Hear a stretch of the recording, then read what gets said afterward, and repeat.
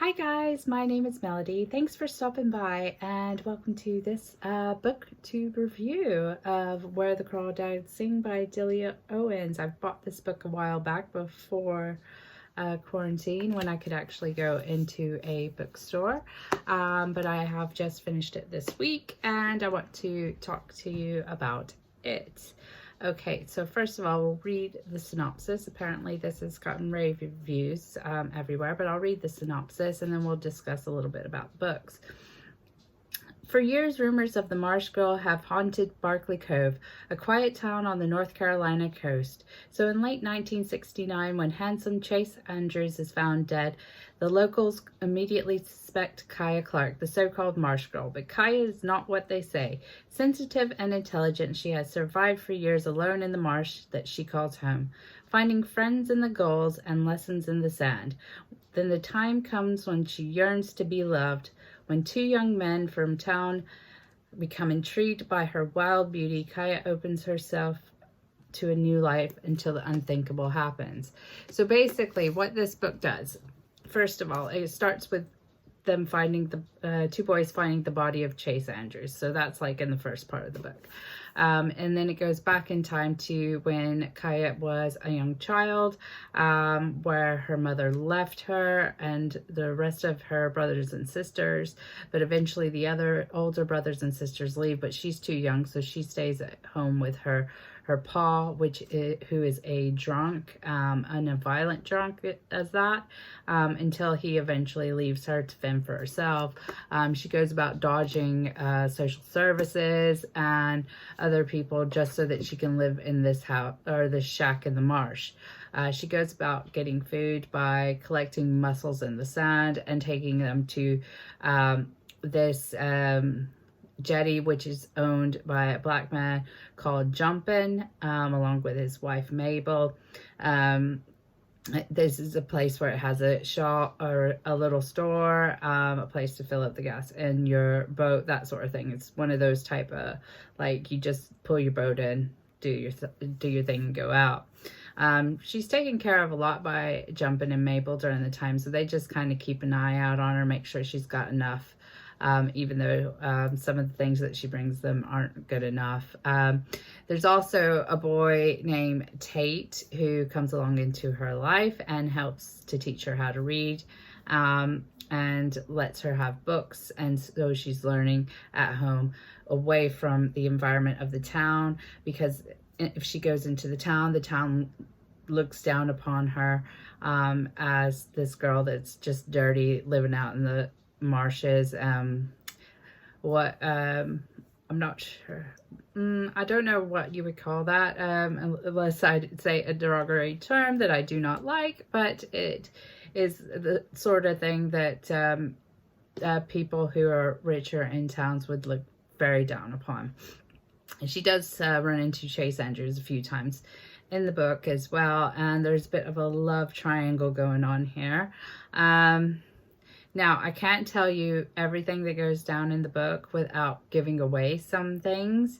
However, what I was warn you about is there is some sexual content and misconduct. Rape is involved in this book, as well as the use of the N-word, which I do not like, because the black people in this book live in a place called Colored Town, which I also don't like that idea as well.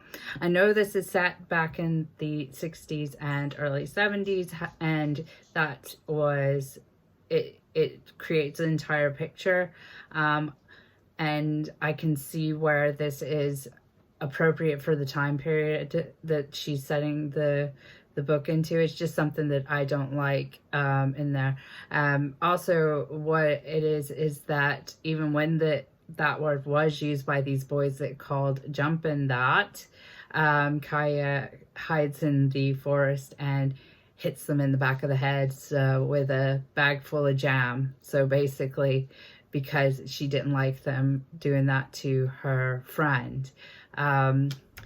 That dynamic between her and Jumpin' and Mabel is actually a good part of the story, which is how that they just help the down and out people. So they're more helpful than the white folks in the main town sort of thing. Description wise, I can visually see this sort of description of the marsh and things like that, as I grew up in Georgia and we had lots of marshland about the place as well. We were inland. This is set on the coast, but we do have marshes in the inland. However, I have been to the coastal regions of Georgia and seen the marshes there. What I didn't like about this book is that you go through it and you're like, has this big mystery about who's murdered Chase Andrews, and they're going to blame Kaya and they're going to get her into trouble and stuff like that. The book up till the end of the trial, which I'm not going to say what happened, is actually very good. Now, once you get to the end is very rushed. And it just like goes, and this happened, and this happened, this happened, this happened, and then she died. That, it was just too rushed for me. It was like, all this stuff, all this stuff, all this stuff, no. And it's over, and that's it. And then you get this shocking piece of evidence and stuff like that. It's a good book per se, but I don't think it's one of my 5-star reads at all. I've given it a 4 stars because up until that point, I was actually intrigued by this book. But because of some of the nuances, I didn't love it as much as other people loved it.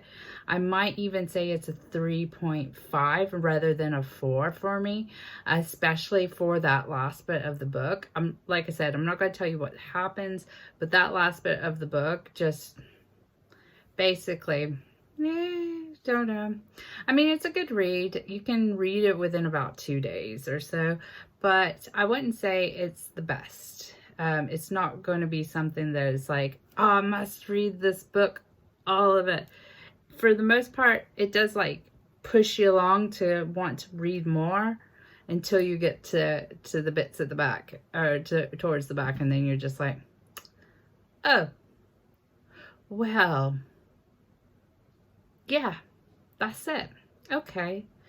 So, I mean, I would recommend it as like, if you don't want anything that is too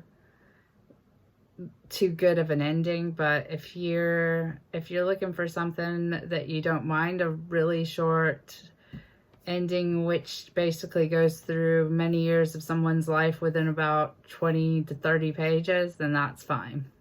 Anyway, so that is Where the Crawdads Sing by Delia Owens. I appreciate y'all for watching. I love you guys. Stay safe, stay positive, and I will see you on the next one. Bye.